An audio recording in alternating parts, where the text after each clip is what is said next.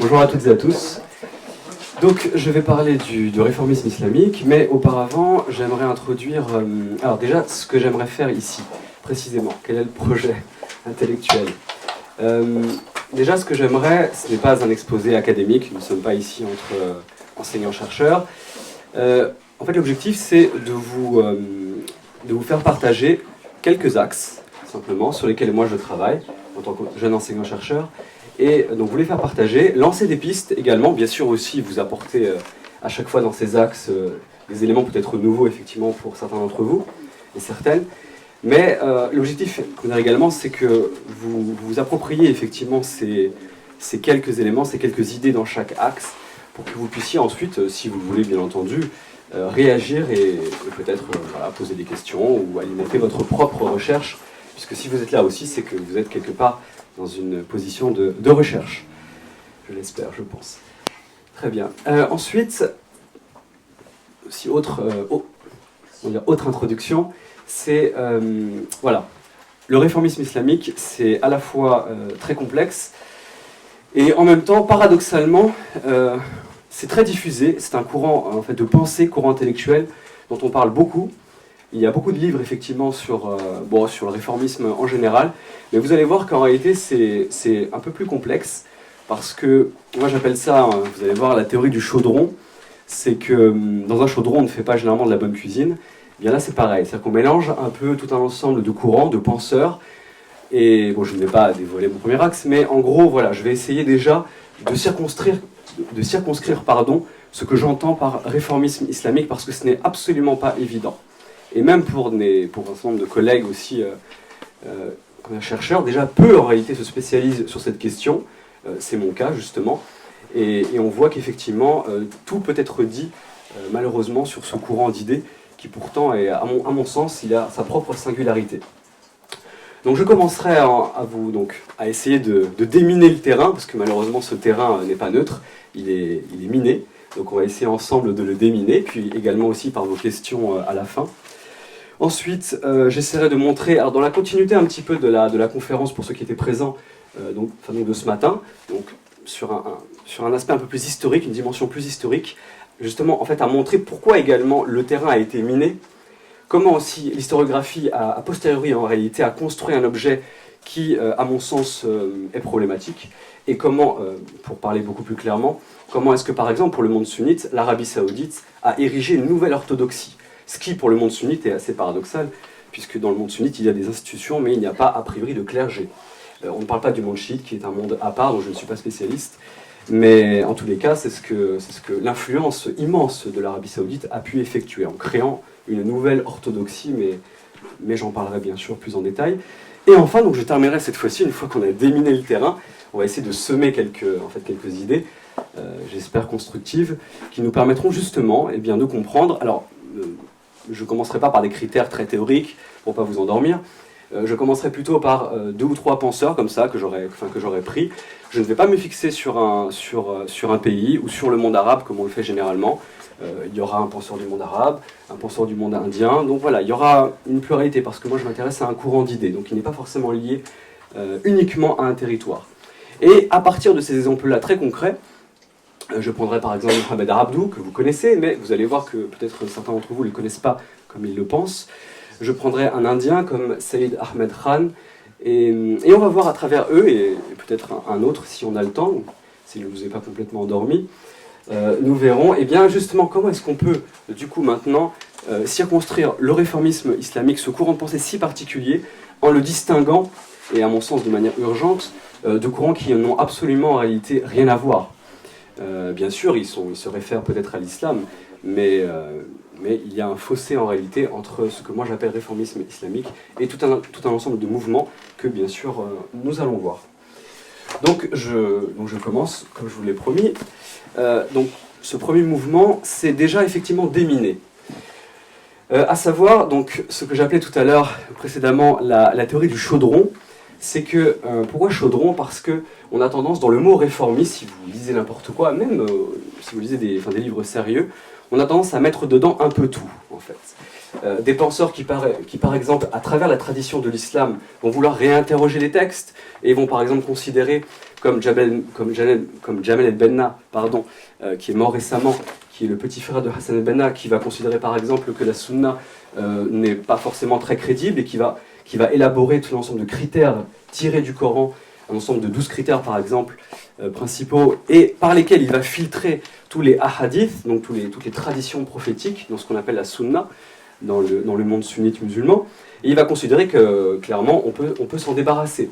Et on va se fixer sur le Coran. Vous voyez, un penseur qui réalise ce type d'interprétation religieuse, à mon sens, est foncièrement différent d'un penseur comme Mohamed Harkoun, qui, lui, ne s'inscrit pas dans la normativité de l'islam, qui la maîtrise, bien entendu, hein, c'était un érudit, mais qui va, au contraire, vouloir la dépasser. Et en essayant de refaire l'historique de toute l'histoire de la civilisation islamique avec ce qu'il disait lui-même comme étant l'histoire segmentaire, c'est-à-dire en prenant en compte tout ce que l'orthodoxie historiographique arabe ancienne n'a pas pris en compte. Vous voyez, donc ce sont des penseurs fondamentalement différents. Et pourtant, si vous lisez des ouvrages qui traitent du réformisme musulman, comme on l'appelle très souvent, je préfère réformisme islamique, peu importe, ce sont des détails, vous allez voir qu'on va les mettre dans le même panier, dans le même chaudron dont je parlais. Vous avez par exemple un ouvrage dont je connais bien l'auteur, hein, qui fait du très bon travail, qui est Rachid Belzine, que vous connaissez, qui a écrit un petit ouvrage de vulgarisation, à mon sens, fondamental, qui est très important, car ça manque. Mais effectivement, l'écueil, à mon sens, c'est que dans son petit livre « Les nouveaux penseurs de l'islam », à mon sens, il n'y a pas de claire distinction entre les divers positionnements de tous les penseurs qu'il cite, qui sont fort intéressants, hein, qu'on a bien entendu, mais qui sont, à mon sens, qui ne se passent pas sur le même registre, qui n'ont pas le même positionnement. Encore une fois, comme je vous le disais, c'est très différent de travailler la tradition historique religieuse, en l'occurrence celle de l'islam, mais ça peut être valable pour le judaïsme ou autre, de l'intérieur, et à savoir entre des penseurs qui questionnent de manière très pertinente, bien entendu, mais sans forcément vouloir réinstaurer une nouvelle normativité. Et ce que font, justement, à mon sens, les penseurs réformistes. Alors, j'ai sélectionné un petit exemple de quelqu'un, d'ailleurs, pour le coup, un grand spécialiste de la Syrie et de l'Irak, qui, donc, dans un ouvrage où il traitait donc, très rapidement en fait, du réformisme islamique, effectivement, lui-même également reprenait ce que j'appelle moi cette doxa, qui vous parle très très simplement, pour faire un bref résumé, si vous lisez sur cette question, et vous avez peut-être lu puisque vous êtes ici, très souvent en fait on vous dit voilà, donc en gros le réformisme islamique a commencé à partir du 19e siècle, bien entendu dans le monde arabe, puisqu'en dehors du monde arabe il n'y a pas de vie, alors qu'en réalité absolument pas, le monde arabe a été complètement influencé dans ses idées religieuses, notamment par l'Inde et par des courants de l'Inde qui sont issus depuis déjà très longtemps, du XVIIe voire du XVIIIe siècle.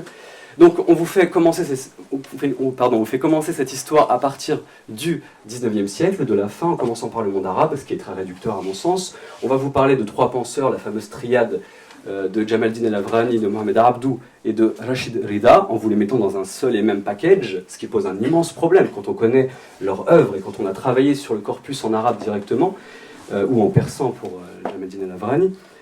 Ça pose de sérieux problèmes, car ils n'ont pas du tout le même positionnement.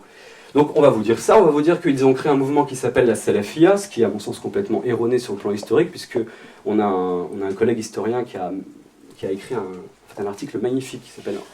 En fait, cet auteur s'appelle Henri Lauzière, qui a travaillé sur cette question et qui a mis en relief effectivement qui a déconstruit un petit peu cette vision assez réductrice et qui a montré que la Salafia, en réalité, n'a pas été la naissance de ce courant réformiste qui aurait été propagé par Jamaldin el-Avrani, par Mohamed Abdou et par Rachid Rida. Pour la simple et bonne raison, à titre informatif, mais il y a d'autres arguments à invoquer, c'est que si vous lisez par exemple la revue fondée par Jamaldin el-Avrani, donc en France d'ailleurs, qui a été éditée en France, et la revue est co-éditée avec Mohamed Abdou, qui s'appelle Al-Urwatul Wuthqa, qui est une expression coranique, le lien indissoluble, eh bien, vous ne verrez absolument pas la trace de cette notion de salafia, absolument pas. Donc vous voyez, en réalité, c'est une reconstruction. Reconstruction que Henri Lauzière a montré de manière magistrale que, en réalité, c'était Louis Massignon et l'un de ses disciples, Henri Laouste, qui ont en réalité propagé de manière bien sûr tout à fait honnête et voilà, en étant Enfin, c'était les travaux de l'époque, mais bon, aujourd'hui, on peut tout de même les re-questionner. Donc vous voyez, en fait, on va vous raconter cette histoire en la faisant partir de la fin du 19e, en vous racontant qu'il y a une salafia avec 3 auteurs, une triade, c'est toujours les mêmes, alors qu'il y a en réalité énormément de penseurs, ne serait-ce qu'en Syrie. Ça nous concerne ici pour l'IREMO, avec un penseur comme Tahar El-Jazairi, qui était un... D'ailleurs, on dit que c'était le Mohamed Abdou de la Syrie, donc qui est complètement mis à l'écart, on se demande pourquoi. Il n'y a aucun complot là-dedans, rassurez-vous, c'est simplement un questionnement critique que je pose. Et après, on va vous dire, effectivement, bon, ça, au début, c'était plutôt progressiste, avec la fameuse revue El Manar, donc le phare, édité en Égypte, au Caire, qui a eu un immense succès jusqu'en Inde. Et on va vous dire ensuite que, eh bien, c'est ce que vous pouvez lire, hein, ce dont je vous fais le résumé, et on va vous dire ensuite que, eh bien, malheureusement, c'est comme ça aboutit aux frères musulmans, donc un courant de type que moi j'appelle revivaliste, qui essaye de se refonder sur les textes fondamentaux en fait, de l'islam. On va dire que malheureusement, eh bien, le réformisme s'est transformé comme ça, métamorphose, en un courant de l'islam politisé. L'islam politique qu'on appelle aujourd'hui islamisme. Je n'aime pas du tout cette terminologie, que Maxime Robinson avait à son époque largement critiqué, et je partage sa critique, parce qu'elle est trop proche du mot islam, elle introduit en fait, de grosses confusions, et elle n'a pas d'équivalent dans d'autres religions. On ne parle pas de judaïstes pour parler des ultra-orthodoxes, on ne parle pas de christianistes pour parler des intégristes chrétiens. Donc, pose un certain nombre de problèmes, mais je ne m'étendrai pas là-dessus, ce n'est pas la question aujourd'hui. Donc on va vous poursuivre comme ça, hein, donc je poursuis jusqu'à nos jours, on va vous dire que les frères musulmans, bon voilà, ils ont été torturés par Nasser, et ça a produit des mouvements beaucoup plus extrêmes, avec un chef de file qui s'appelle Saïd Qutb, qui a écrit effectivement donc des ouvrages beaucoup plus comment dire, contestataires encore que les frères musulmans, largement plus, et qui instituait une altérité négative de combat entre un nous, musulmans, muslimoun, et des kofars, en fait, qui sont en réalité soit des musulmans qui ne suivent plus la voie droite, et donc qui vivent encore dans la jahiliya, donc le fameux concept qu'il a réutilisé, qu'il a repris en réalité de l'Indien, encore une fois, de l'Inde, de El-Maududi. Et on va vous dire que, eh bien, après, ça a entraîné progressivement, avec la fermeture politique, avec les fermetures politiques du monde arabe, le despotisme, eh bien, des courants, alors là, carrément, qui prônent un djihad offensif, qui tue, meurtrier, criminel, ainsi de suite. Et c'est ce qui pousse d'ailleurs un collègue que j'estime par ailleurs, mais sur ce domaine, effectivement, ça pousse certains collègues à parler du coup, donc en reprenant toute cette histoire et à vous dire, eh bien aujourd'hui, voilà, le réformisme musulman, comme ils disent, eh bien, c'est l'idée, c'est le courant d'idées qui règne aujourd'hui dans le monde musulman. Vous voyez, c'est le courant dominant, ça y est, c'est la nouvelle doxa. Sauf que moi, ça me pose un problème, parce que du coup, après, il ne faut pas s'étonner, si déjà, effectivement, donc nous, chercheurs, si déjà nous ne faisons pas ce type de distinction nécessaire entre les différents courants, imaginez-vous un spécialiste du christianisme qui ferait un lien en étudiant le christianisme contemporain, qui mettrait dans un même courant d'idées le Ku Klux Klan avec les théoriciens de Vatican II. Vous voyez, ça poserait un certain nombre de problèmes sur le plan épistémologique. Donc ça m'en pose aussi également vis-à-vis de l'islam. Non, je pense qu'il faut effectivement distinguer entre, alors du coup, avec quoi? Donc une fois qu'on a déminé, il faut essayer de proposer maintenant quelques solutions. Alors ces solutions, elles ne sont pas venues comme ça par inspiration, elles me sont venues suite à mon travail tout simplement de recherche, ma thèse de doctorat, donc 2014. Alors j'avais un corpus tout simplement de 15 penseurs, très différents, ça allait de Tariq Ramadan à Mohamed Al-Koun, à Mohamed Ahmed Khalafallah. Ça partait du milieu du XXe siècle, de 1950, avec le plus ancien qui était Malek Benabi, que la plupart d'entre vous, je pense, connaissent, donc un penseur algérien très original, pour terminer avec le plus récent, l'écrit le plus récent, celui de l'imam de la mosquée de Bordeaux, donc Tarek Oubrou, avec donc son dernier ouvrage, enfin son avant-dernier, puisqu'il en a écrit un autre là récemment. Voilà, donc je devais analyser tout ce corpus en langue originale, quand il s'agissait donc de la langue arabe, et en français, donc pour les auteurs qui s'expriment en français. Et je me suis rendu compte tout simplement, pour réaliser justement une taxinomie, tout simplement pour parler de ce qui était l'objet de ma thèse, à savoir le réformisme islamique, mais il fallait bien que je me débrouille avec ce corpus. Et je me suis rendu compte en réalité de deux choses. La première, c'est que quand on lit, quand on ne lit pas des auteurs qui parlent de ces penseurs en fait réformistes, mais qu'on va directement au corpus, ce qui, à mon sens, est le legs le plus positif de l'ancien orientalisme classique, en fait. Ça, c'est un legs, à mon sens, très positif de l'orientalisme classique, qui était d'aller au cœur, c'est-à-dire d'aller travailler sur les textes en langue originale. Donc c'est ce que j'ai fait. Et effectivement, on se trouve en face en réalité de problématiques, car on se rend compte que entre ce que ces auteurs disent et ce qu'on dit d'eux, il y a effectivement un fossé. Bon, tous les chercheurs savent ça en réalité, ce n'est pas nouveau, mais lorsqu'on est confronté à cela, et bien là c'est autre chose. Du coup, je me suis rendu compte de deux choses. Premièrement, chaque penseur reconfigure à sa façon le leg, le turath, le patrimoine ancien. Vous voyez, c'est une reconfiguration individuelle, originale. Qu'on soit d'accord ou pas, c'est une autre question. Ce n'est pas ici mon travail d'être d'accord ou pas. C'est simplement d'observer et de comprendre et d'expliquer. On se rend compte que chaque auteur, donc, qui essaie de renouveler l'islam ou de réformer l'islam, enfin, comme ils disent souvent, opère une véritable reconfiguration entre le legs du passé, entre sa contemporanéité, ses propres défis liés aussi à son contexte, bien entendu, et ce qu'il veut réaliser. Vous voyez ? Ça, c'est la première chose. Mais en même temps, une deuxième observation que j'ai pu réaliser à travers ce travail, c'est qu'il ne faut pas non plus rester collé en fait, aux catégories que ces mêmes penseurs utilisent, que les acteurs en fait, utilisent. On appelle ça en recherche l'autoréférentialité. Elle peut nous aider, mais il faut faire attention. Par exemple, à titre d'exemple pour le réformisme, c'est que tous les auteurs, ils font un travail qui n'est pas facile, il faut se rendre compte de quelque tendance qu'il soit. Parce qu'il réinterroge un legs qui aujourd'hui, dans une situation de crise mondiale, culturelle, effectivement, comment dire, n'est pas évident en fait à réinterroger. Parce que certains sont menacés de mort, d'autres ont été pendus, d'autres ont les fait divorcer de leurs femmes car ils deviennent subitement kafir, mécréants. Bon, pour d'autres ça se passe bien, après ça dépend. Mais vous voyez, c'est quand même pas simple. Et du coup, ils sont obligés de se légitimer. C'est tout à fait normal, c'est une question rhétorique, et voilà, c'est pour que leur projet perdure et ait une chance en fait, d'atteindre leur public. Et ils le font comment? Ils le font tout simplement en utilisant généralement des concepts, puisqu'ils sont réformistes musulmans, des concepts de l'islam, souvent des concepts anciens ou parfois plus récents. Ils utilisent par exemple deux notions que l'on connaît assez bien quand on travaille sur cette question. Ils utilisent la notion de islah en arabe. Alors littéralement l'islah ne veut pas dire réforme, l'islah veut dire réparation.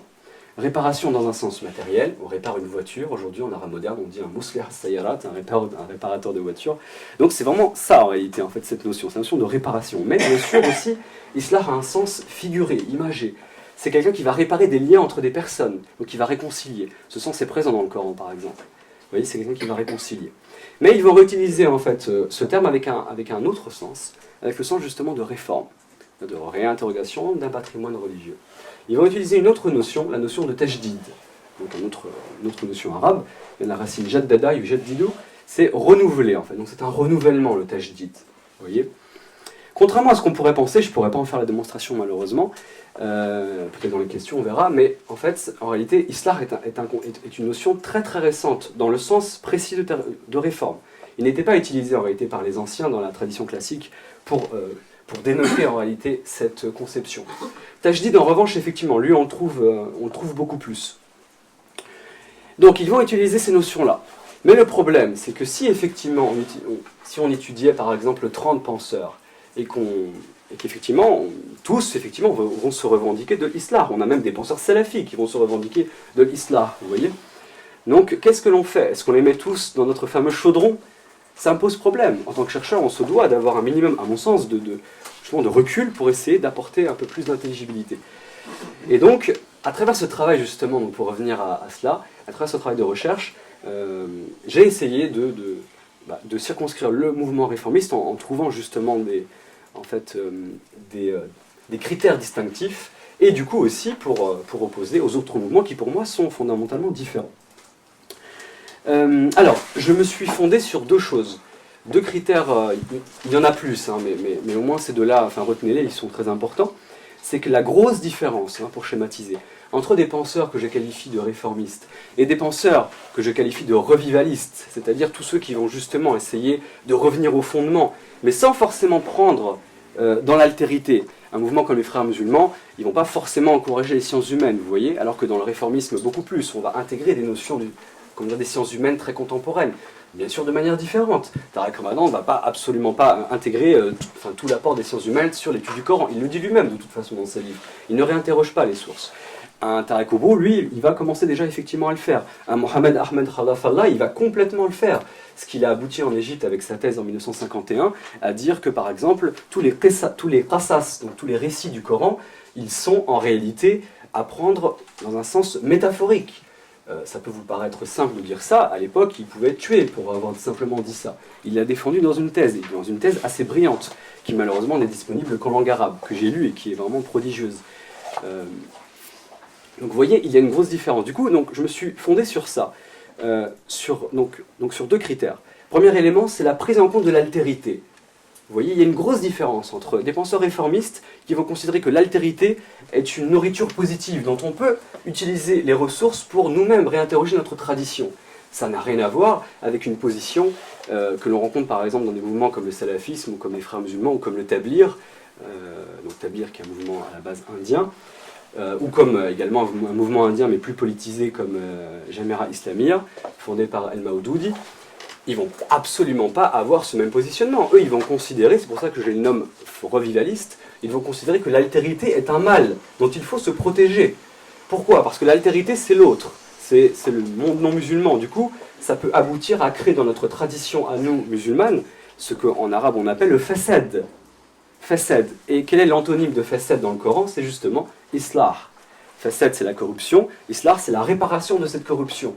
Mais nous, à mon sens, en tant qu'observateur extérieur, est-ce que l'on doit réutiliser cela? Est-ce que l'on doit justement prendre ça pour argent comptant et mettre dans un même panier des mouvements qui vont vous dire que toutes les bid'ahs doivent aller, leur destination est en enfer, pour reprendre un hadith très connu de la tradition, que ces mouvements utilisent énormément, et avec des penseurs réformistes selon moi qui au contraire vont dire non, là il y a un legs universel de l'humanité qui nous concerne nous aussi en tant que musulmans, nous sommes en situation de crise profonde, il faut le réutiliser. Ben moi je pense qu'il y a un fossé entre ces 2 positionnements, et c'est pour ça que je fais la distinction entre réformiste et revivaliste.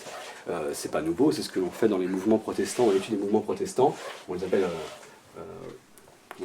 revival, donc revivaliste, je l'ai pris de là, et aussi d'autres auteurs, quelqu'un comme Olivier Roy, réutilise aussi, et je pense de manière pertinente, la notion de revivalisme pour parler des mouvements islamiques politisés.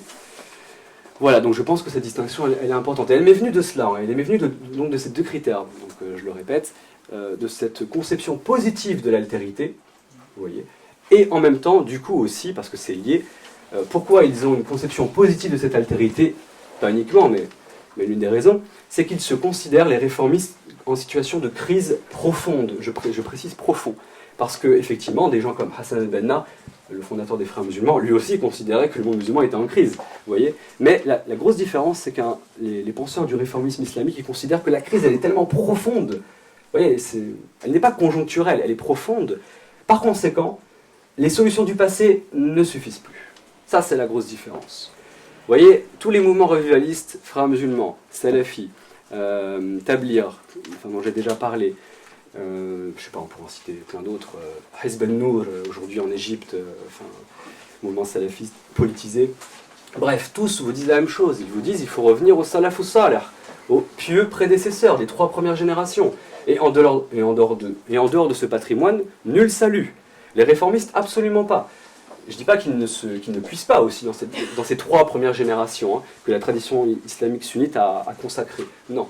Ils puisent aussi là-dedans, bien entendu. Ils sont musulmans et ils veulent réinterroger de l'intérieur. Mais ils vont beaucoup plus loin. Ils considèrent que ça ne suffit plus. Ben moi, j'estime qu'entre ces 2 positionnements, il y a un fossé. Et donc, ça mérite de les distinguer. Et certainement pas, effectivement, donc de les lier. Alors, je passerai maintenant, puisque de toute façon, vous allez voir que c'est lié, une fois qu'on a commencé à déminer effectivement cela. Ce qui s'est produit en réalité, et ce qui a aussi conduit à ce qu'aujourd'hui on mélange tout, c'est que sur le plan historique, le réformisme a perdu. Ouais, je regrette de vous dire, le réformisme islamique a perdu. Alors, le réformisme islamique, tel que je l'ai défini, d'accord, voilà, il a perdu. Pourquoi? Parce que, en fait, c'était un héritage qui, justement, comme vous l'avez maintenant compris, considérait positivement l'altérité. Du coup, n'hésitez pas à puiser dans d'autres univers, dans les sciences humaines, dans plein de choses. Seulement, eh bien, comme vous le savez en fait également, ce qui s'est par exemple produit, pour reprendre l'Égypte, puisqu'on parle tout le temps de l'Égypte, pour cette époque, ce qui s'est produit effectivement, c'est que, eh bien, à cette époque, après après un penseur comme Mohamed Abdou, si vous lisez Mohamed Abdou, vous allez être très étonné. Hein. Si vous lisez toute son œuvre, hein, pas l'œuvre censurée, toute son œuvre, vous allez être impressionné de voir qu'il avait des positions qui aujourd'hui seraient véritablement combattues hein, par les mouvements, par tous les mouvements de l'islam politique qui ont pignon sur rue, mainstream. C'était un penseur qui avait effectivement ouvert en réalité la voie. Vous voyez, qui avait tenté en fait tout un ensemble de choses, mais j'y reviendrai en fait à la fin. L'un de ses disciples, ce n'est pas le seul, contrairement à ce qu'on dit, le plus important, pas du tout, c'est l'un de ses disciples proches. Quelqu'un comme Rachid Rida, qui a, selon justement en fait, la version officielle, qui a recueilli l'héritage de son maître. En réalité, il n'a pas fait que le recueillir. Il est d'une autre génération, plus jeune. En fait, ce qui va se passer, c'est qu'il va lui faire opérer une tension que j'appelle conservatrice. Il va tendre le réformisme de son maître, que je qualifierais moi de réformiste libéral. Alors libéral, attention, hein, parce que voilà, ce mot... je ferai une comparaison très rapide avec le judaïsme libéral. Je pense qu'on peut faire une comparaison, enfin pas une comparaison, faire un rapprochement, parce que c'est assez proche ce que le judaïsme libéral en fait a traversé, et je pense qu'on peut le réutiliser. C'est une hypothèse de ma part, hein, ça peut être critiquable bien entendu. Bref, Mohamed Abdou était plutôt dans un réformisme libéral selon moi. Rida l'a véritablement rendu beaucoup plus conservateur. Il y a une raison très simple, c'est que Rida était très admiratif d'un État tout jeune, qui venait de naître et qui était parmi les seuls pays indépendants à l'époque du monde arabe, qui était l'Arabie saoudite, qui s'est appelée saoudite, car avant c'était l'Arabie. Donc l'Arabie saoudite, jeune pays, qui avait officiellement, qui diffusait sa doctrine inspirée du fondateur Mohammed ibn Abdel Wahhab du 18e, qu'on appelle le wahhabisme en réalité. Voilà. Eh bien, Rida était très influencé par cette pensée, alors là pour le coup ultra-conservatrice, et pour le coup revivaliste, puisqu'elle ne se fondait principalement que sur les textes anciens, enfin que sur les 3 premières générations, pardon. Et Rida va être complètement influencé. Pour lui, Ibn Taymiyyah, c'est la référence suprême. Pour Abdou, absolument pas. Pour Abdou, il préférait par exemple quelqu'un comme Adoud ad-Din al-Iji, qui était contemporain d'Ibn Taymiyyah, qui était quelqu'un qui était à fond dans la pensée du kalam, c'est-à-dire une pensée théologique de l'islam qui intégrait pleinement la logique et parfois même certains éléments de philosophie grecque. Vous voyez, c'est pas du tout le même univers qu'Ibn Taymiyyah, qui lui était préoccupé par son combat contre les Mongols, au XIVe siècle, parce que les Mongols c'était le grand traumatisme de la civilisation islamique ancienne, et de manière tout à fait légitime, parce qu'effectivement ça a été un traumatisme, bref, ne rentrons pas là-dedans. Bref, vous voyez, Rida c'est un autre univers en réalité. Il a en réalité effectivement complètement, pas basculé parce que c'est pas aussi, mais il a effectivement orienté la voie qu'avait au départ tracé son maître vers quelque chose de beaucoup plus conservateur. Au départ vers un réformisme conservateur, et alors carrément après, beaucoup plus vers la fin de sa vie, vers ce que j'appelle un revivalisme en fait. Hein. Et c'est la raison pour laquelle les frères musulmans ne s'y sont pas trompés, en se réappropriant l'héritage de Rida. Vous voyez, ils se sont, si vous lisez aujourd'hui tous les penseurs qui parlent des frères musulmans ou qui en sont, ils se revendiquent directement de l'héritage de Rida. Ils n'ont pas tout à fait tort en réalité, parce qu'effectivement Rida a été jusqu'à la fin de sa vie dans une direction qui était effectivement plus tard celle de Hassan al-Banna, du fondateur des frères musulmans. D'ailleurs, al-Banna avait repris l'édition de la revue Al-Manar qu'avait édité Rida. En revanche, là où est le problème, c'est que les frères musulmans se rapproprient aussi l'héritage de Abdou, ce qui, à mon sens, est un non-sens absolu, puisque Abdou était dans un autre univers, dans un autre positionnement. Et Avrani était encore beaucoup plus loin. Bref. Donc, ce qui s'est produit, c'est à travers, alors pas uniquement, je prends que l'Égypte ici pour faire simple, mais à travers l'héritage des frères musulmans et celui de l'Arabie saoudite naissante, eh bien le réformisme en réalité islamique, c'est-à-dire avec cette ouverture vers l'altérité, avec cette conscience de crise profonde, il va en réalité, alors il ne va pas s'éteindre, absolument pas, il est toujours vivant aujourd'hui, mais il va en réalité se restreindre à quelques personnalités qui, plus le temps va passer, plus elles vont être en réalité censurées, mises de côté. Par exemple, on pourrait citer qu'on a l'action continuelle de l'université d'Al-Azhar qui souvent se prévaut d'être une sorte d'alternative libérale ou progressiste au wahhabisme, mais qui ne se prive pas jusqu'à nos jours de censurer tout écrit qui viendrait questionner les textes de l'intérieur et tous les écrits réformistes bien entendu. Donc ce qui s'est produit en réalité, c'est que le réformisme du coup, ce fameux courant, a été en réalité complètement marginalisé. En fait, il a perdu la bataille idéologique. Pour faire le lien quand même avec ceux qui étaient donc présents ce matin, avec la conférence précédente, vous rappelez, pour ceux qui étaient présents, mon collègue en fait avait parlé, vous savez, des questions liées au califat. Vous vous rappelez de ça, pour ceux qui étaient présents. Et donc, bon, vous vous rappelez que enfin, le califat a été aboli en 1924 par Mustafa Kemal Atatürk. Effectivement, mon collègue disait que c'était un traumatisme, et effectivement, ça l'a été. Pour vous donner un petit exemple, justement, de ce type de réformisme, vous avez un auteur qui est très connu, un savant musulman, qui d'ailleurs sort de l'université, de la mosquée-université Al-Azhar, qui est absolument connu, Ali Abdelrazik, et qui a publié un ouvrage en 1925, comme par hasard en 1925. 1924, c'est la chute du califat. 1925, il publie son livre, et en gros, eh bien, il sape les fondements idéologiques de la notion même de califat. Il va très très loin. Donc là, pour moi, c'est clairement, oui, un réformisme de type libéral. Il n'hésite pas à s'approprier tout un ensemble d'outils, de conception. Il n'est pas loin, par exemple, de prôner une forme de laïcisation. Alors, laïcisation au sens de Paul Willem. Hein. Bon, bref, ne rentrons pas là-dedans. Imaginez-vous que le livre qu'il a écrit, Al-Islam wa Usul al-Hukm, donc l'islam et les fondements du pouvoir, hein, traduit en français depuis pas mal de temps, qui est une grande référence du mouvement du courant réformiste, eh bien, il lui a occasionné énormément de problèmes. Il a été déchu de son titre de Alim, donc de savant religieux dans la mosquée université. Donc vous voyez, ça, bon, c'est qu'un petit exemple, hein, on pourra en donner des dizaines et des dizaines, mais pour vous montrer que cette pensée-là, elle n'a pas eu, malheureusement, en fait, elle a été confinée de plus en plus, elle a été marginalisée.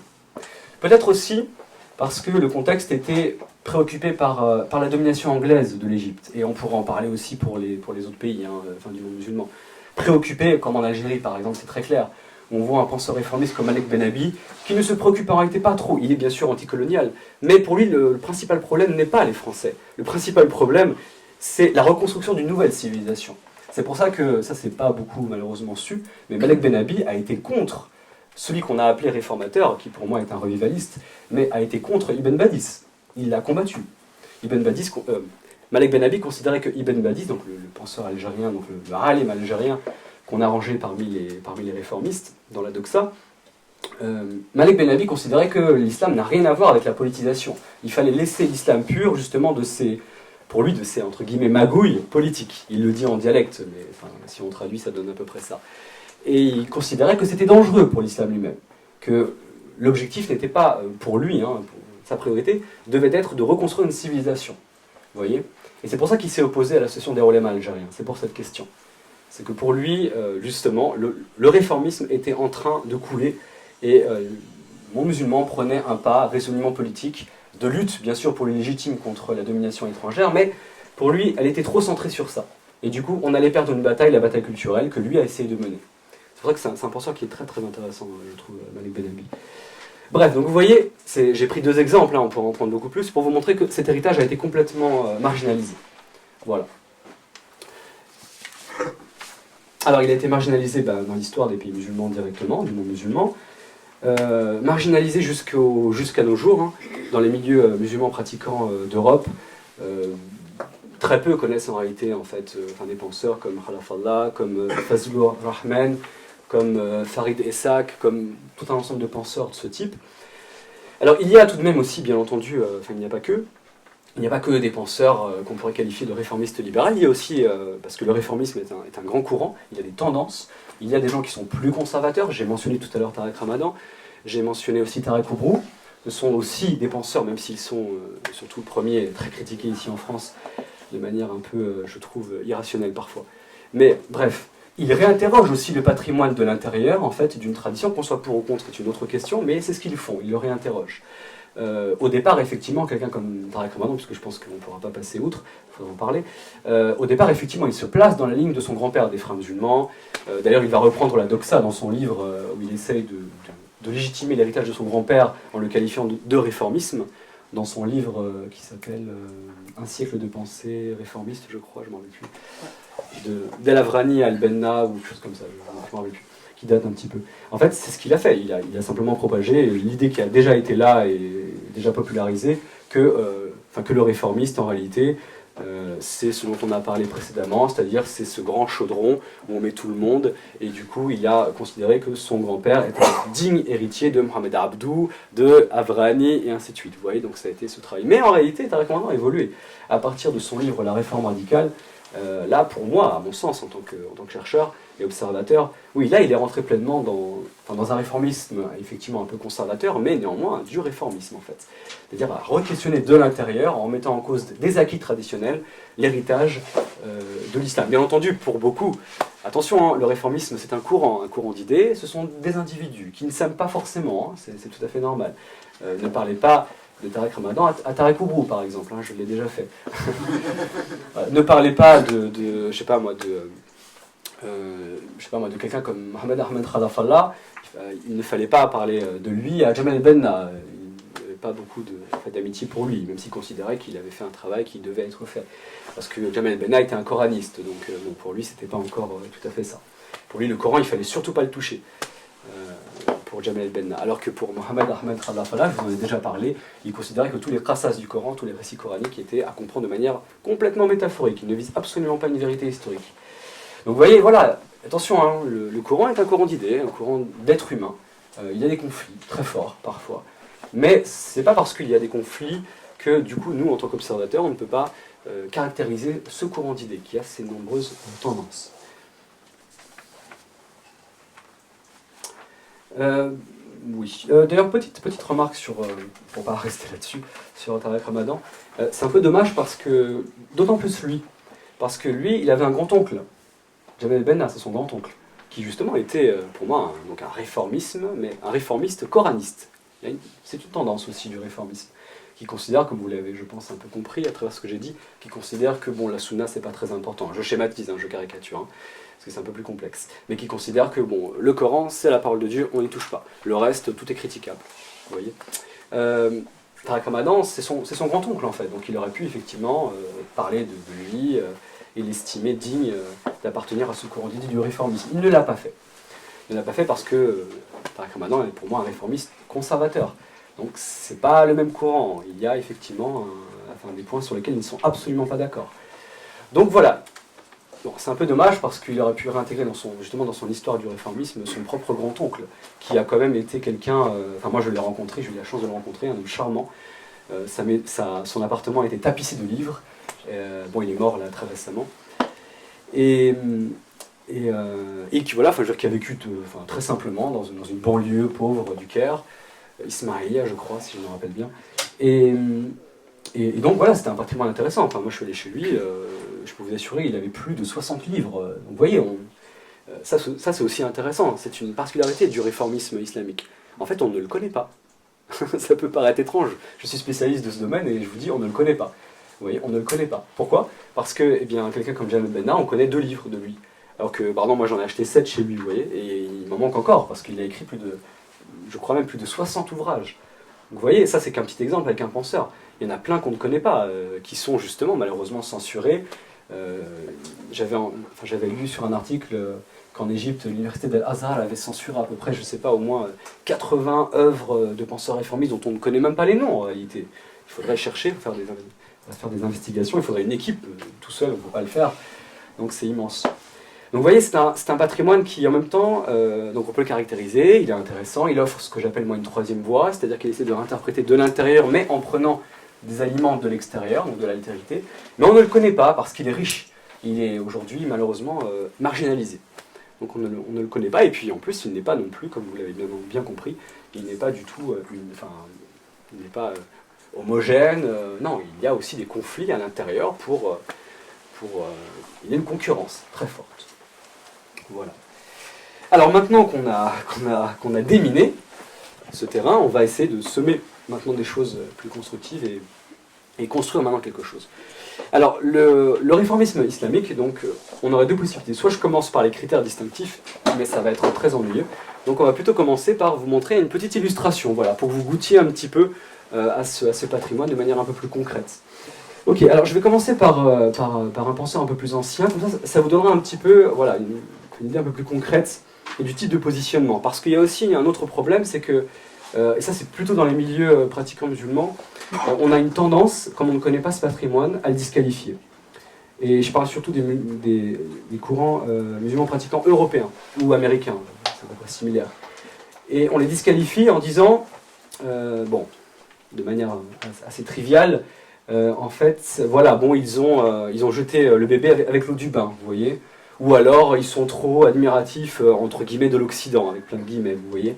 En réalité, c'est faux, absolument pas.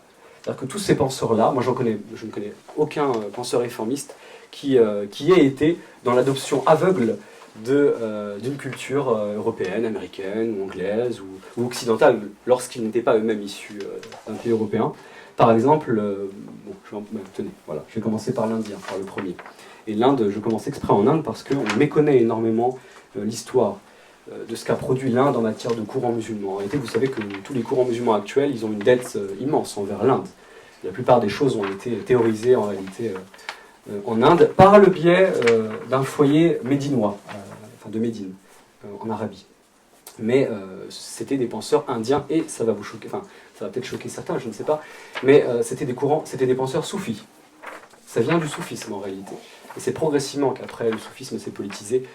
Un chercheur, un collègue le montre très très bien, un chercheur israélien d'ailleurs, qui s'appelle, ça y est le nom, je l'ai oublié, bon, c'est pas grave, ça me reviendra peut-être. En tout cas, c'est un collègue enseignant-chercheur qui a très bien analysé ça. Il montrait de manière pertinente que les courants islamiques que vous connaissez tous aujourd'hui prennent leur source en réalité du soufisme lui-même, mais du soufisme qui a été reboosté, réformé, mais de manière revivaliste justement, c'est-à-dire armé, et qui a été après politisé en réalité. Mais les courants actuels, frères musulmans, Jamaat islami en Inde et autres, en réalité prennent leur source d'un soufisme rénové et politisé. Et indien, c'est intéressant. Pas du tout du monde arabe, ça vient de beaucoup plus loin. Mais bref, ne rentrons pas plus là-dedans. Donc je commence par un penseur indien, donc le fameux Saïd Ahmed Khan, que un certain nombre d'entre vous, je pense, connaissent. Il est mort en 1898. Alors lui encore, c'est intéressant, c'était un soufi Naqshbandi, donc d'une des confréries soufis importantes, anciennes, la Naqshbandiya. Donc il vient de cette confrérie soufie. À la base, il n'est pas du tout, bien sûr, d'une famille réformiste, mais progressivement, il va effectivement commencer à défendre des idées considérées comme hétérodoxes par les milieux mainstream, donc de l'islam pratiquant. Par exemple, lui, il va considérer avec beaucoup de critique et beaucoup de méfiance les traditions prophétiques, les ahadiths. Vous vous êtes rendu compte, tout à l'heure j'ai parlé de Jamal el-Benna, qui a fait la même chose beaucoup plus tard, 60 ans plus tard. Vous voyez, c'était déjà présent chez un penseur indien de la fin du 19e. Il considérait que, pour Saïd Ahmed Khan, les seules traditions prophétiques véritablement fiables, dont on ne peut pas douter, ce sont les ahadiths mutawatira. Alors ça, c'est pour ceux qui connaissent un petit peu les sciences du hadith, même de manière simple. Donc ce sont des ahadiths qui ont été rapportés par des chaînes de transmetteurs, où à chaque étage de la transmission, vous avez un nombre tellement impressionnant de transmetteurs que le hadith, statistiquement, n'a pas pu être inventé. Vous voyez, ça c'est la définition ancienne. Lui, il considérait que seules ces traditions-là, seuls ces hadiths-là étaient dignes de confiance. Alors imaginez-vous que dire ça, c'est ultra révolutionnaire. Parce que ça veut dire que des 300 000 hadiths qu'on a à peu près, ou un peu plus même, ça veut dire qu'on va en retenir que 70. Imaginez-vous, à l'époque, dire ça. Donc il s'est fait insulter, on l'a traité de mauvais musulman, de quelqu'un qui sort de l'islam parce qu'il renie un élément fondamental, bref. Donc il a avancé sur cette idée, mais en réalité, il a forgé ses armes, non pas en réalité, comme certains le pensent, contre la tradition, mais pas du tout, parce qu'il était confronté dans son pays à des missionnaires anglais, chrétiens, qui prêchaient le christianisme, donc à des missionnaires chrétiens, et il voulait absolument défendre l'islam, en considérant, parce qu'eux ils disaient, parce que c'était le grand débat de l'époque, ils disaient que l'islam n'était absolument incompatible avec la raison.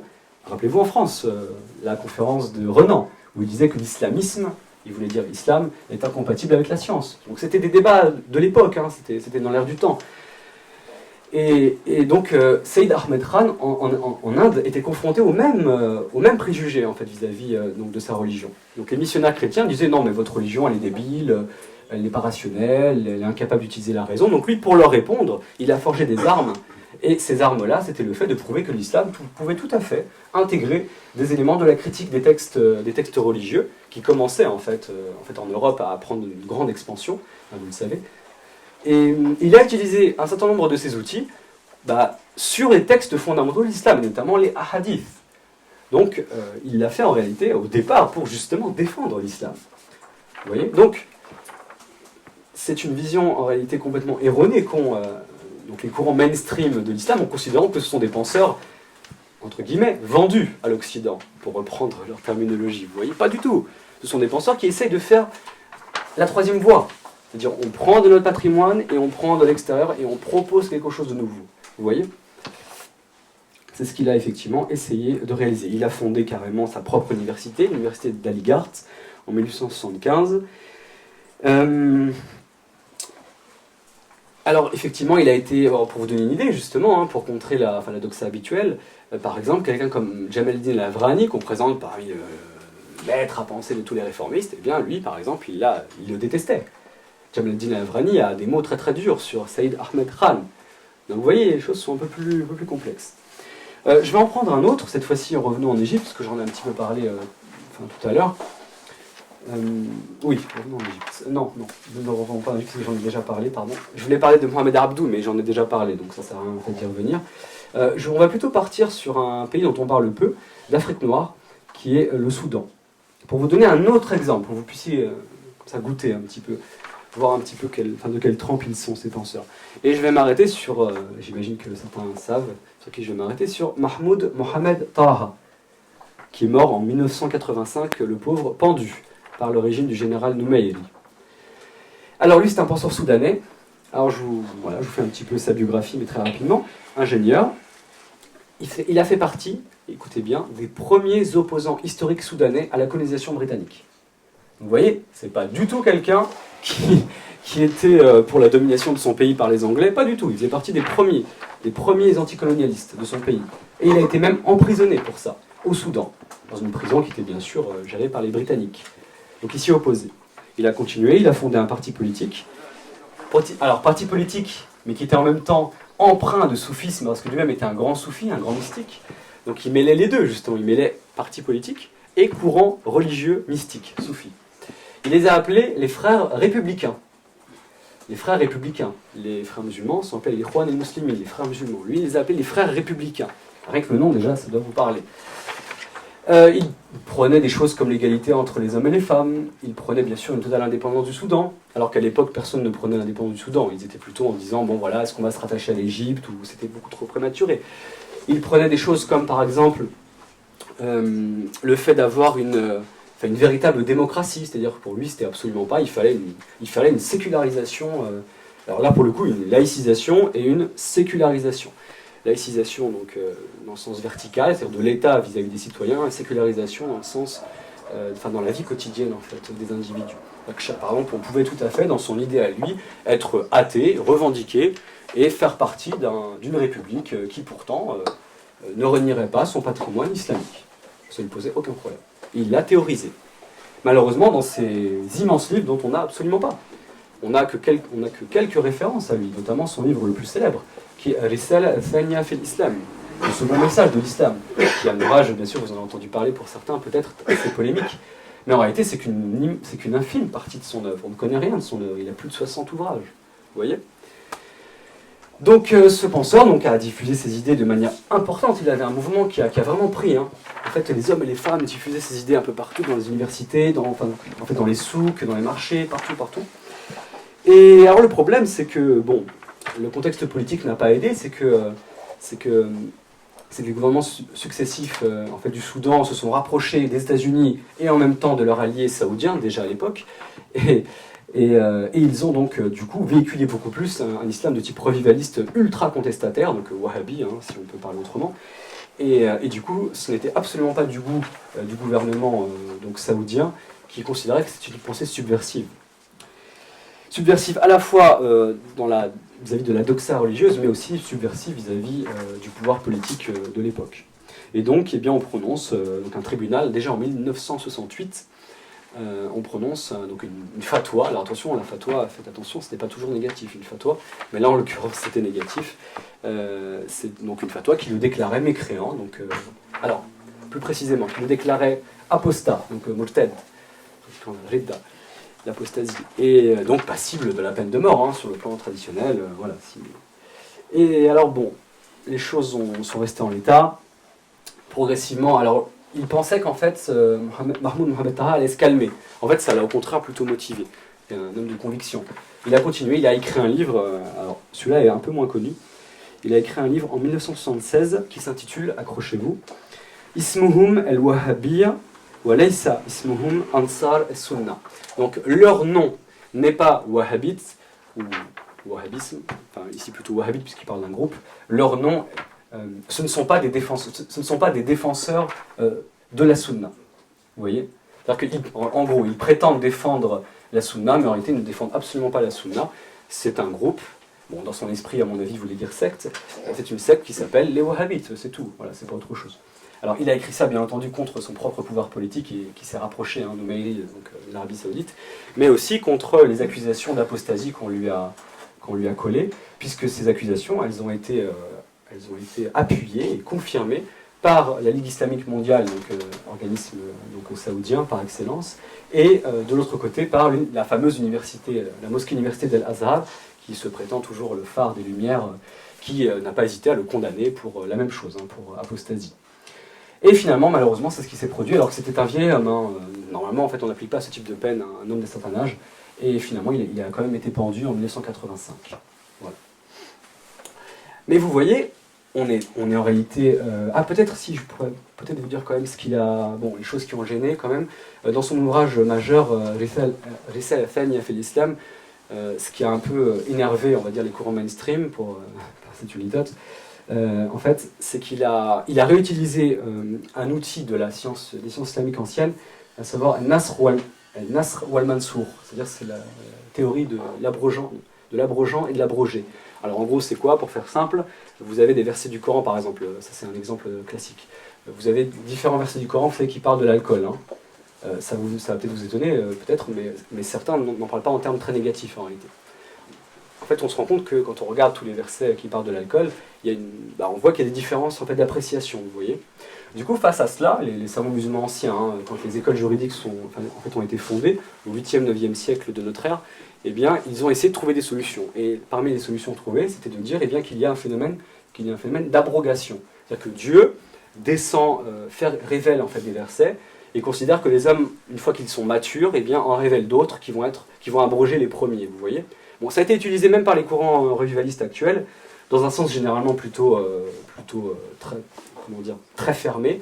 Pour vous donner une idée, très souvent on parle de ça, tous les courants qui prônent un djihad offensif, par exemple, vont vous dire que tous les versets du Coran qui parlent de paix, d'entraide avec les juifs et les chrétiens et tout, ils sont à peu près, je sais pas, plus de 80, ils ont été tous abrogés par un seul verset dit Ayat Saif, donc le verset de l'épée qui en gros dit bon, vous les tuerez tous. Vous voyez, donc c'est pas quelque chose qui n'a pas été utilisé, c'est quelque chose qui est utilisé, c'est un outil. Lui il a fait la même chose, il a utilisé ce même outil, sauf qu'il l'a utilisé dans un sens opposé.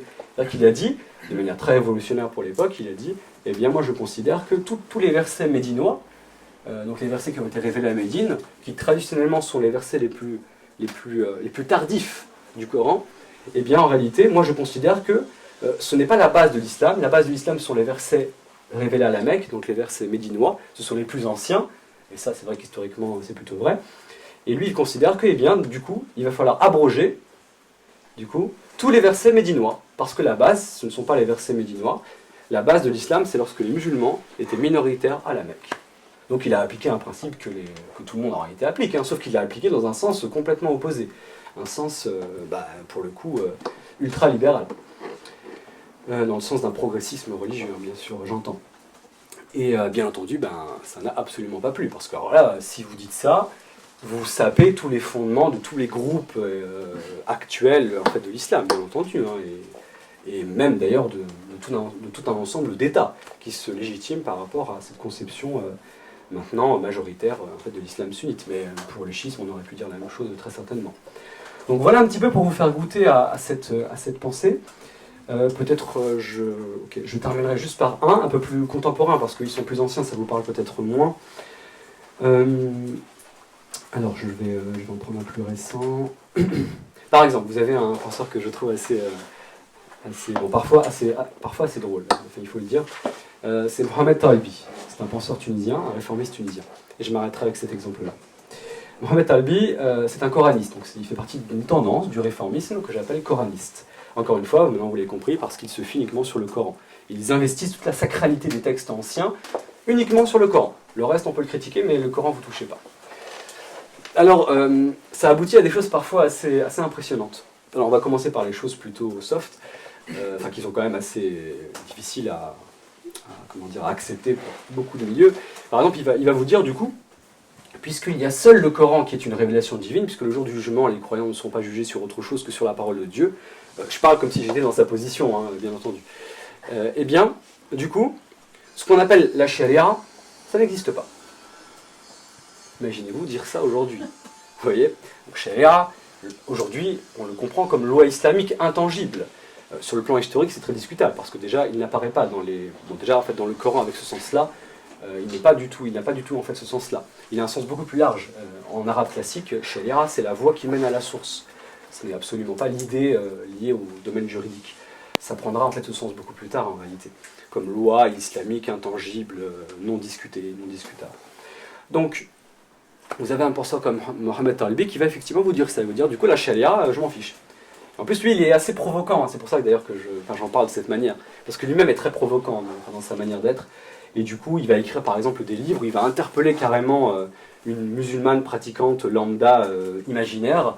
Il va lui dire, ma sœur, écoute, non, garde l'islam, l'islam c'est ton patrimoine, c'est ta religion, mais écoute pas ces timbrés qui te parlent de charia, t'en as pas besoin, lis directement le Coran, tu trouveras la réponse, t'as pas besoin d'eux.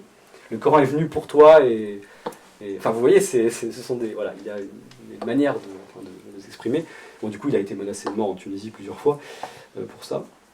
Mais vous voyez, donc c'est un penseur réformiste qui propose aussi cette chose-là, un peu plus extrême, hein, ça va nous réveiller un petit peu.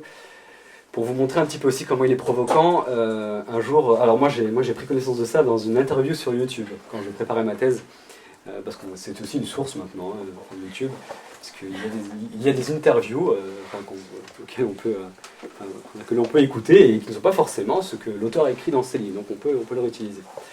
Il était devant une journaliste tunisienne, c'était un peu comme là, vous voyez, c'est un peu solennel, voilà. Mais peut-être même encore plus, parce que là encore c'est une ambiance un peu encore assez bienveillante.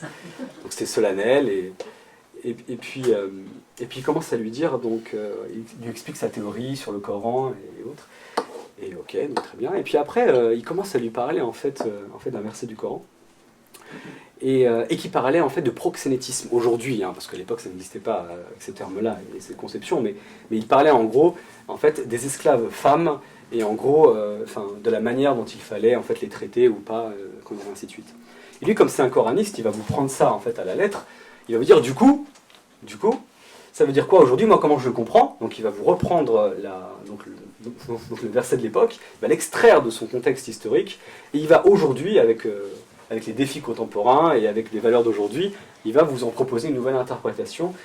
Et du coup, ça l'a amené à dire quelque chose comme, eh bien voilà, comment dire aujourd'hui, si on se fie effectivement à ce verset, qui en gros disait, comment dire, on ne peut pas obliger, justement ces jeunes femmes esclaves à se prostituer, sinon ce serait un péché, voilà, en gros, hein, quand je schématise. Bon, lui, il va vous dire aujourd'hui, bon, il n'y a plus d'esclaves, donc aujourd'hui on parle plutôt d'une femme qui a sa liberté pleine et entière, parce que lui, il est pour l'égalité complète homme-femme. Il va dire, du coup, ça veut dire qu'une femme qui veut gérer son business, qui veut être escort girl, elle peut le devenir. Alors là, je vous dis pas, quand il a sorti ça, en fait, la journaliste, elle a juste fait ça. Elle s'est cachée derrière son... Bon, c'est un exemple extrême, en fait, que je vous donne surtout. Ne prenez pas ça comme si c'était représentatif, parce que c'est un penseur complexe, qui a proposé, bien sûr, tout un tas d'autres choses, notamment quelque chose de beaucoup plus consensuel, lorsqu'il a dit qu'il manquait dans l'islam mondial des instances de débat neutres du domaine politique, où il fallait que tous les musulmans de toute tendance aient le courage de pouvoir s'exprimer en avançant leurs propres arguments, leurs propres vérités, sans qu'ils se disqualifient, vous voyez, pour qu'ils apprennent à goûter à ce combat des vérités, mais en les respectant toutes. Donc vous voyez, voilà, il ne faut pas le restreindre à ça, attention, hein, ce serait caricatural. Hein.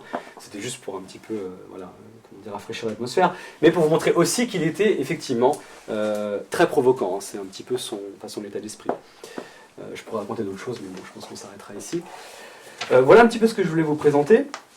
Alors je conclurai, j'espère en fait vous avoir montré que voilà, déjà, d'une part, il faut faire attention, à mon sens, sur cette catégorie de réformisme musulman, réformisme islamique. À mon sens, il faut distinguer les ordres. On ne peut pas mélanger Ben Laden avec Tariq Ramadan, avec Hassan el-Benna, avec Mohamed Ahmed Khalafallah. C'est juste pas possible. Déjà sur le plan, ne serait-ce que du simple, même sens commun, même si bon, certains ont critiqué le sens commun, mais sur le plan scientifique, ça ne tient absolument pas la route.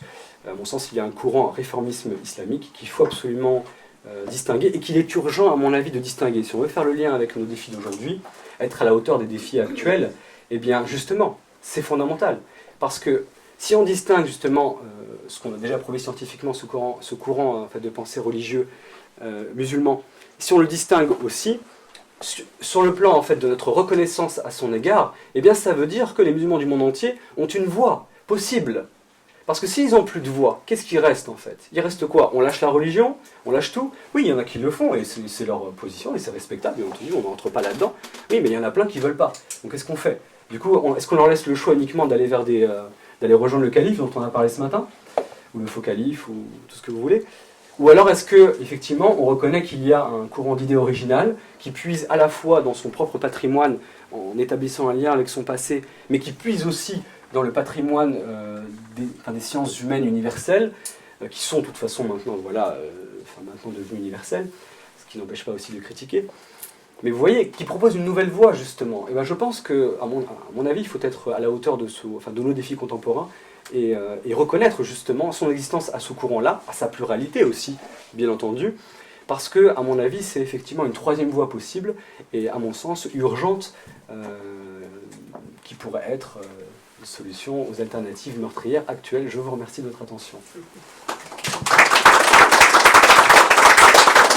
Il se trouve, ça c'est une petite partie, un point peut-être de détail, mais il se trouve que donc moi je suis sociologue et je suis au départ plutôt, je me présenterai tout à l'heure, en particulier intéressé aux questions de travail et de syndicalisme. Et en Égypte, j'ai rencontré Gamal el-Banna. Et Gamal el-Banna était président d'une fédération syndicale islamique, un peu fantomatique, je crois, mais quand même, je veux dire, c'était quelqu'un qui s'intéressait particulièrement aux questions du travail. Et j'avais envie de vous demander comment vous situez. Alors moi, c'était cet angle-là qui m'intéressait dans ses écrits. Et j'ai effectivement quelques-uns des bouquins qu'il a écrits sur le travail, où c'est les syndicats ou les syndicats professionnels. Comment est-ce que vous situez cette dimension de son travail dans sa réflexion plus générale? On va se tutoyer, on est collègues. En fait, tout à fait, je suis tout à fait d'accord. C'est une activité très importante en fait, de son œuvre en général humaine. Et je le situe tout simplement, c'est encore une fois, à cette ouverture sur l'altérité, à cette conception de la justice sociale qu'il avait de manière très très forte. Lui-même a été en prison, ça l'a beaucoup en fait marqué. Et en sortant de prison, il a créé une association justement pour défendre les prisonniers, pour leur apporter un peu plus de dignité, dans leurs conditions, surtout en Égypte à cette époque, dans les prisons de Nasser. Et du coup, non, au contraire, justement, le réformisme islamique tend à se réapproprier en vérité en fait, des valeurs qu'il considère comme universelles et non pas comme un legs uniquement qui serait entre guillemets occidental. Ils le reprennent et ils le développent jusqu'à leurs conséquences en fait. Toujours avec un lien, parce que l'idée bien sûr de justice elle est très présente dans les textes anciens de l'islam, notamment dans le Coran et autres, et lui utilise ça justement, il reprend l'idée de justice qui est assez importante en fait dans le Coran, et du coup c'est une démarche d'actualisation concrète, c'est-à-dire ce concept de justice coranique, pour lui, il l'actualise par son action syndicale en faveur des déshérités, des pauvres, de ceux qui sont injustement, des dominés, quoi. Oui, très clairement. Moi, je l'intègre complètement, bien entendu. C'est quelqu'un qui allie en plus, théorie et pratique, ce qui n'est pas toujours le cas. Mais ça, c'est aussi sa formation, parce que sa formation, il est autodidacte, en fait, dans les sciences religieuses. Et d'ailleurs, il a quand même une grande culture, mais il est autodidacte. Et je pense que c'est aussi son style. C'est un autodidacte, il veut rester proche des gens. C'est pour ça qu'il n'a jamais déménagé, qu'il est resté dans son quartier populaire. Je crois que c'est Ismaili, si je me rappelle bien. Peu importe. En tout cas, il est resté entre guillemets avec les pauvres. Et oui, ça fait partie de d'un réformisme, nourri en fait à des idées progressistes, appliquées sur le terrain, oui, de manière concrète, tout à fait.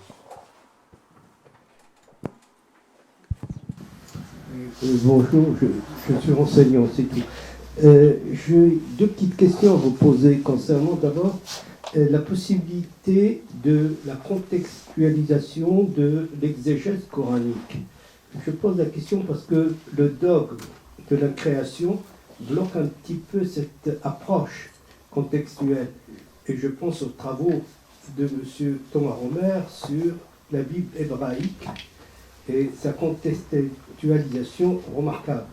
Deuxième question, quid de Hassan Hanafi dans ce mouvement, enfin le philosophe qui a connu une vie tragique à la fin.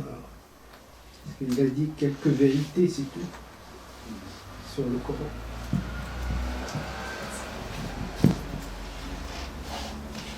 Alors, je vais commencer par la seconde et vous me rappelez la première si jamais je l'oublie. En fait, Hassan Hanafi a fait partie des auteurs que j'ai étudiés dans ma thèse. Donc j'ai lu beaucoup, enfin pas tout parce qu'il y a énormément, mais j'ai lu beaucoup effectivement de son œuvre. Alors lui, pareil, bien entendu, c'est un réformiste qui est très intéressant parce que, moi j'ai fait un rapprochement, je suis pas spécialiste de la théologie de la libération, mais ça m'a fait penser à ça.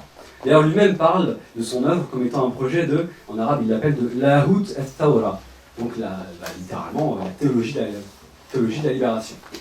Et du coup, lui, c'est ce qu'il a essayé de faire. Il a essayé de transformer les usul al-fiqh, c'est-à-dire les fondements de la jurisprudence, une science ancienne, fondée historiquement dont Shafi'i avait posé en fait les pierres, qui a été après, on a conservé son cadre en réalité. Donc Shafi'i, c'est du 9e siècle. Et lui a voulu justement reprendre cette science fondatrice-là, qui est le socle effectivement de la tradition classique juridique sunnite, du moins. Et il a voulu en faire quelque chose de révolutionnaire. D'ailleurs, j'ai même parlé dans ma thèse, même si aujourd'hui je suis un petit peu moins sûr, mais peu importe. Enfin, j'avais parlé de réformisme révolutionnaire. Mais bon, je trouve que ça marche plus trop.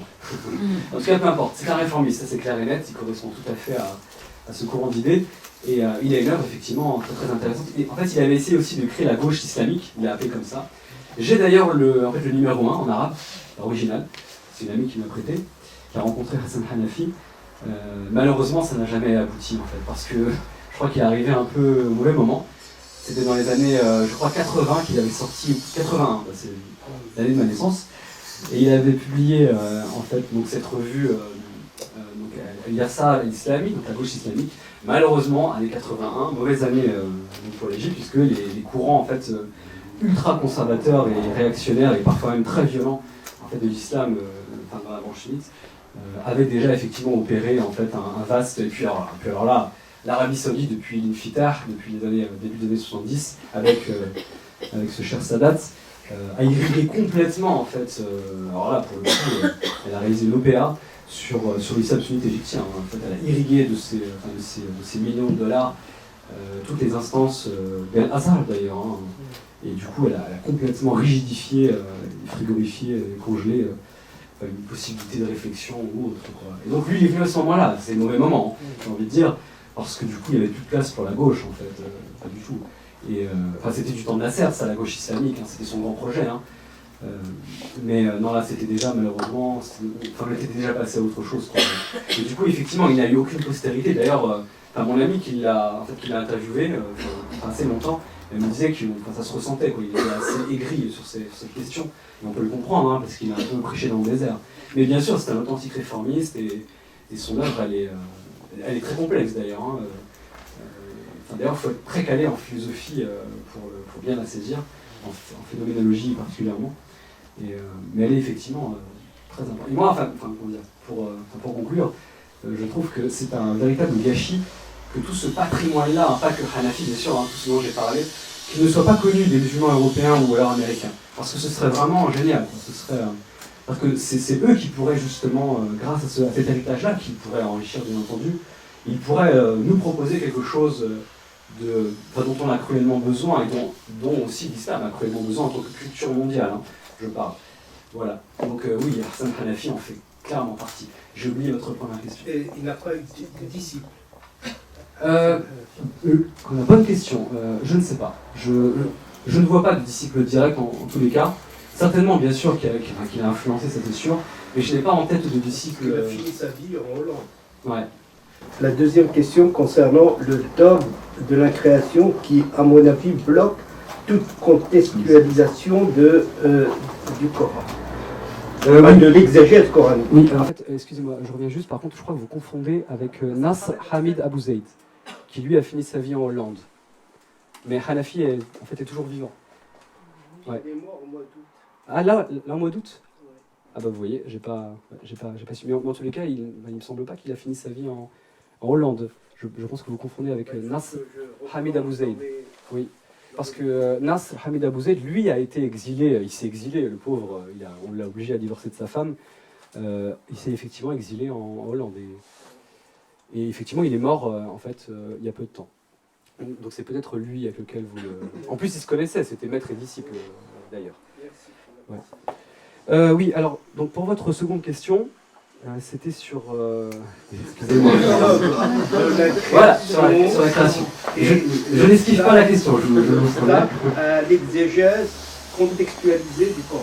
Alors, ça, effectivement, vous avez tout à fait raison, mais pas chez tous les penseurs. Par exemple, justement, je parlais tout à l'heure de Tariq Ramadan, c'est pas que je ne vais pas focaliser sur lui. Mais effectivement, par exemple, pour lui, ça le bloque. Ah oui, très clairement. C'est-à-dire que là, cette conception-là, qu'il a héritée de son parcours et autres, oui, le bloque pour réinterroger Coran et Sunna. Ça, c'est clair et net. Après, bon, il le dit, hein, donc il le cache pas dans ses livres, hein, c'est clairement affiché. Au moins, il annonce la couleur. En revanche, non, ça n'en bloque pas d'autres. Ça n'en bloque pas d'autres qui, justement, sont dans des tendances réformistes un peu plus libérales, dans ce sens que j'ai déjà défini, et qui vont utiliser les sciences humaines pour réinterroger les textes, les textes fondateurs. Donc eux, ça les bloque pas. Donc c'est pas en soi un blocage. Mais je suis d'accord avec vous que ça contribue. Parce qu'effectivement, considérer que le Coran, aujourd'hui, est incréé, c'est un vieux débat, ça. Ça date des Mu'tazilites, avec le calife El-Ma'moun abbasside au début du 9e siècle. Donc c'est un vieux débat en réalité. Et d'ailleurs, très intéressant, parce que, encore une fois, ça c'est la preuve de ce que je disais tout à l'heure, c'est que Mohamed Abdou, pour vous montrer qu'il est dans une autre sphère, justement, que la lignée à laquelle on l'a attaché. Abdou l'a dit, d'ailleurs j'ai le passage. Abdou l'a dit clairement sur cette question en fait, de la création du Coran. Il a pris position. Sauf que ça a été censuré dans ses écrits après, par son propre disciple, Rida. Voilà. Alors, j'ai retrouvé le passage. Alors, c'est dans un livre qui, en plus, c'est un manuel, en fait, en réalité. Hein. C'est un manuel qui était plutôt destiné, en fait, c'était les cours qu'il donnait pour ses étudiants au Liban, enfin à Beyrouth, si je me rappelle bien. C'est son livre traité sur l'unicité divine, Kitab Risalat al-Tawhid. Et alors, dans l'introduction, il affirme clairement, donc je vous le dis en français, ça va plus vite, celui qui dit que le Coran, donc je cite, celui qui dit que le Coran qu'on lit est incréé, se trouve dans l'état le plus vil et professe une erreur plus grande que toutes les doctrines erronées que le Coran lui-même est venu combattre. Fin de citation. Si vous dites ça aujourd'hui, vous faites tuer. Je caricature à peine. Et lui, en fait, il a clairement énoncé, de manière très claire. Pour lui, c'était une absurdité de dire que le Coran était incréé. Donc il a pris position dans ce vieux débat, en réalité. En sachant que ce n'est pas du tout... C'est-à-dire que lui, à son époque, Abdou, c'est au moment charnière où, où la nouvelle orthodoxie, qu'on peut appeler sous différents noms, néo-salafisme ou autre, en gros, c'est lorsque l'Arabie saoudite n'avait pas réussi encore à réinstaurer une nouvelle orthodoxie. Il pouvait encore le dire. Et du coup, il a pris part à ce débat en tranchant très clairement effectivement la question.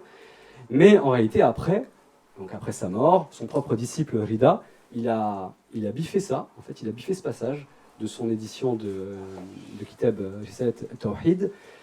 Dans la seconde édition, on ne le trouve plus. Mais dans la première édition arabe, il y est encore. Et dans la traduction française de 1925, aux éditions Guttner, on le retrouve aussi. Hein. Voilà. Donc on retrouve encore ça. Et donc vous voyez, effectivement, à l'époque, lui s'en est débarrassé de cette question, et de manière très claire. Mais malheureusement, effectivement, comme justement le réformisme islamique n'a pas réussi la bataille idéologique, il l'a même perdu en réalité, et comme on s'est raidi considérablement avec le succès phénoménal de l'Arabie saoudite sur le plan religieux, elle a vraiment remporté la partie idéologique. Maintenant c'est terminé, là on peut même plus en discuter, quoi. Le Coran est incréé, c'est tout. Voilà. Et je suis d'accord, c'est un obstacle. Mais il ne faut pas non plus voir ça comme un absolu. Parce qu'il y a des auteurs qui, même sans remettre en question, arrivent à en faire quelque chose, arrive à réinterroger tout de même. Mais je suis d'accord avec vous, c'est un obstacle également. Bonjour, je m'excuse en avance pour mon français. Et moi, je suis un étudiant, je travaille un peu sur l'islam. Et je voulais demander si il y a une frontière identifiable ou problématisable entre la troisième possibilité de le réformisme et la possibilité de le modernisme, de le sécularisme. Où le réformisme a une dégénération, ok, c'est valutatif dire dégénération, mais où il y a une tension trop forte entre les principes de l'islam, qui c'est pas en essence, ok, c'est un ensemble de principes en mouvement, mais où la tension c'est trop forte entre l'islam et c'est les fins et la finalité qu'il veut produire. Je pense que quelquefois,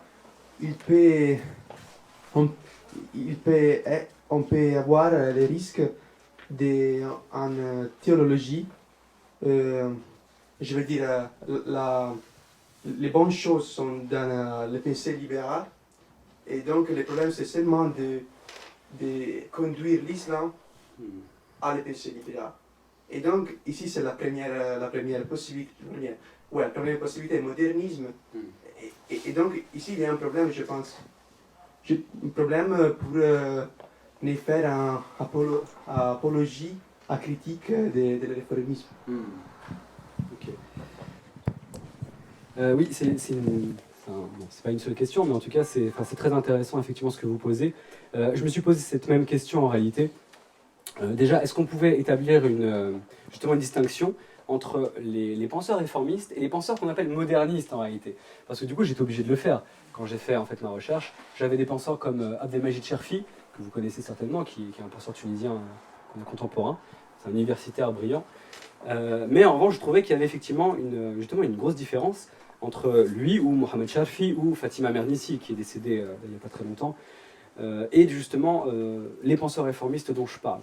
Eh bien, oui, on peut le faire, comment dire, à mon sens. C'est que comme leur nom l'indique, moderniste, pourquoi modernité? En fait, ce que j'ai pu moins constater en lisant aussi le corpus de ces penseurs, c'est qu'ils considéraient, à l'opposé en fait des penseurs réformistes, que le futur de l'islam ou le futur du monde musulman ne devra passer que par la voie par laquelle est passée l'Europe de l'Ouest. Ils ne re-questionnent pas de manière critique, comme l'a fait l'école de Francfort, de manière très très connue, la problématique de la modernité. Ils la réintègrent pleinement sans la questionner en disant voilà le futur du monde musulman. Sauf que j'ai envie de dire qu'aujourd'hui c'est un peu dépassé parce que déjà ici en Europe on remet complètement en question maintenant cette idée depuis déjà très très longtemps. Parce que voilà, la modernité, ça a été aussi la Shoah, ça a été Hiroshima, ça a été Tchernobyl, ça a été tout ça. On ne peut pas ne plus penser ça aujourd'hui. Il faut l'intégrer dans notre logiciel de lecture du monde. Mais effectivement, ces penseurs-là ont tendance, ou penseuses aussi, à voir effectivement dans l'islam la trajectoire, je dirais, exemplaire par laquelle est passée l'Europe de l'Ouest. Et pour eux, l'islam ne devra être que cela. Et du coup, la grosse différence avec les penseurs réformistes, bon ça j'en ai pas trop parlé, mais c'est un autre critère pour distinguer le réformisme islamique, c'est que eux, ils maintiennent la normativité de l'islam. Alors après, il y a des degrés, hein. Certains vont considérer que on n'a pas obligé, on s'en fiche d'être pratiquant, ça relève de la liberté de chacun, mais peu importe, ils maintiennent une normativité. Et c'est pour ça que je compare avec le judaïsme libéral, parce que je trouve qu'il y a énormément de points communs. Il se passe les mêmes débats en réalité, bien sûr, avec d'autres termes et d'autres enjeux. Mais ils maintiennent cette normativité, tu vois, vous voyez, alors que les penseurs modernistes, eux, ils s'en affranchissent. Par exemple, si on lit, bon, après, j'ai pas tout lu non plus, par exemple, de Abdelmajid Cherfi, mais de ce que j'ai lu, c'est ce que j'en tire comme conclusion pour l'instant. C'est que pour lui, bon, son idéal, c'est que demain, bon, voilà, je veux dire, on n'a plus besoin d'être pratiquant. Bon, à la rigueur, ceux qui veulent, qui sont un peu sentimentaux, ils font la prière mais vraiment dans l'intime, quoi, vous voyez. La religion n'a plus à apporter de solution aujourd'hui au XXIe siècle. Les penseurs réformistes, pas du tout. Même s'ils sont très critiques sur le patrimoine de l'islam, il n'empêche qu'ils considèrent dans cette normativité que l'islam peut encore apporter des réponses existentielles à l'homme du XXIe siècle, aux musulmans bien sûr, et pourquoi pas aussi à ceux qui le voudraient. Et pour eux, ils veulent prouver cela. Soit je parle de troisième voie, c'est parce qu'ils mêlent vraiment les deux héritages, tu vois. Oui. Et alors, il y a aussi une autre chose en fait qui a été soulevée, c'est que je me suis posé la question jusqu'à quand on peut remonter en fait. Et je pense avoir trouvé la réponse pour dire que le réformisme islamique commence là où justement la civilisation, là on peut parler pour le coup de civilisation à mon sens, c'est lorsqu'il y a une chute véritable, un déclin, voilà, très clair. Et ce déclin-là, c'est un historien, là il faut avoir recours à nos collègues historiens qui sont géniaux sur ce domaine. Moi je me suis fié à un historien américain que j'aime beaucoup, qui est Marshall Hodgson, qui est pour moi le meilleur historien américain sur la civilisation de l'islam, qui est mort, qui a écrit dans les années fin des années 60, fin des années 60, qui était un quaker d'ailleurs, une secte chrétienne très sympathique, qui était très progressiste d'ailleurs depuis son... bref. Et il a écrit qu'on a 3 tomes, ou une histoire de la civilisation islamique qui n'est pas traduit en français malheureusement pour nous, qui est à mon sens jusqu'à aujourd'hui inégalé. Il s'appelle Marshall Hodgson. En français, il y a il y a un livre à lui qui s'appelle L'islam dans l'histoire mondiale. Mais sauf que ce n'est pas un livre. C'est un recueil d'articles traduit par un Tunisien brillant, Abdesalem Cheddadi, et c'est un recueil d'articles. Donc si vous ne voulez pas vous taper les 3 tomes en anglais, eh bien vous avez cette possibilité de ce livre qui s'appelle L'islam dans l'histoire mondiale. Donc de l'historien américain Marshall Hodgson. Et ça donne une très bonne idée. Et du coup, lui, je me suis fié là pour le coup vraiment sur lui. Je me suis basé sur lui. Il considère, et je suis d'accord, que la civilisation de l'islam aurait été, contrairement à ce que l'on dit encore également de manière erronée, il n'y a pas eu de déclin à partir du Xe siècle, c'est faux, ni de fermeture des portes de l'ijtihad. Tout ça, c'est de l'idéologie en réalité. Non, en fait, le véritable déclin commence à la fin du XVIIe, véritablement. Parce que jusqu'au XVIe siècle, il donne une image très intéressante, Hodgson, en fait, dans son livre. Il dit, si un martien déboulait sur la Terre au XVIe siècle, il regarderait sur le plan géopolitique l'état du monde et des empires, il dirait très probablement que dans 2 siècles, toute la Terre serait musulmane. Pourquoi? Parce que à l'époque, au XVIe, vous imaginez sur tout le... Alors pas tout le planisphère, parce qu'à l'époque, les Amériques sont à part, vers l'époque. Mais si on regarde en fait toute la partie qu'on appelle afro-eurasienne, eh bien c'est vrai, la civilisation qui domine, c'est plutôt la civilisation islamique avec les 3 grands empires. L'empire ottoman, l'empire perse et l'empire mongol, qui sont tous des empires musulmans. Mais effectivement, du coup, il situe le déclin, parce qu'il y a bien sûr quand même déclin à partir du XVIIe. Et moi, je considère que justement, en prenant cette borne, que c'est à partir du XVIIe, et encore plus progressivement, que là, les musulmans eux-mêmes ont senti ce sentiment de crise profonde qui va aboutir au réformisme. C'est-à-dire que là, ils vont vraiment le sentir qu'il y a un problème. D'ailleurs, ils l'ont formulé très bien depuis très longtemps. Vous savez, il y a une phrase très connue qu'on attribue, qui est d'ailleurs de Shakib Arslan, le fameux nationaliste réformiste, dont va peut-être parler ma collègue après. Shakib Arslan a une phrase très connue, il dit « Limada ta'akhara al-muslimun wa taqaddama ghayruhum » Pourquoi est-ce que les musulmans, donc nous, pourquoi est-ce que nous sommes en retard et les autres, donc les occidentaux ici, dans ce que je voulais dire, sont en avance? Hodgson, il inverse la question. Il dit non, mais c'est pas ça la question qu'il faudrait poser. Ce n'est pas les musulmans qui ont changé, c'est les Européens de l'Ouest qui ont changé. Parce que là, après, il y a toute l'histoire sur la modernité, la grande transformation, et ainsi de suite. Mais les musulmans n'ont pas changé, c'est l'Europe de l'Ouest qui a bénéficié de tout l'apport de l'Afro-Eurasie et qui s'est développée de manière exponentielle par ce qu'on a appelé la modernité. Mais cette modernité-là, aujourd'hui, est-ce qu'elle est la même? J'en doute fortement. Donc les réformistes la questionnent, alors que les modernistes, ils ne la questionnent pas. C'est plus historique que la question qui est contemporaine. Pardon? Excusez-moi, la demande était plus historique que contemporaine. La modernité, maintenant, c'est un seul, c'est pluriel, mais c'est diffus. Donc, il n'y a pas vraiment ces problèmes, je pense. Mais je pense qu'à la fin du 19e siècle, il y avait, je pense. En fait, il y a encore, parce que comme je le disais, il y a des penseurs encore comme Abdelmajid Cherfi, j'ai cité Fatima Mernissi et d'autres, ou Mohamed Chalfi aussi, qui considèrent que non, la modernité ouest-européenne, celle-ci, celle qui était dominante à la fin du 19e, si elle est encore pertinente. Et elle est encore, aujourd'hui même, vous avez entendu parler d'islam des Lumières ou autre, vous voyez. C'est toujours là, attention, c'est toujours là, et c'est très présent. Mais sauf que justement, la différence, c'est que les réformistes, eux, ne s'engagent pas là-dedans, ils la critiquent en fait. Après, de manière très différente, Tarek Oubou est 10 fois moins critique sur ça que Tarek Ramadan, et ainsi de suite. Mais peu importe, ils ont ça en tête. Alors que les modernistes, non. Il y a une voie à suivre, il y a des rails à suivre. En fait, ce sont des évolutionnistes en réalité. Ils ont une pensée évolutionniste. Tout le monde doit suivre le même truc, sauf que ça, c'est terminé aujourd'hui. Tout un tas de penseurs brillants ont montré que non, il y a en plus des modernités, ce dont vous parlez. des modernités au pluriel, et que chaque culture construit sa propre modernisation en propre. D'ailleurs, c'est un penseur israélien qui a beaucoup travaillé là-dessus, Samuel Ishtat, je crois, quelque chose comme ça, qui a parlé de multiples modernités. C'est très intéressant. En clair, moi je pense que c'est vraiment dépassé, quoi. Mais bon, peu importe, en tout cas ça existe, et c'est la grosse distinction avec les réformistes. Voilà, j'espère avoir répondu à la question.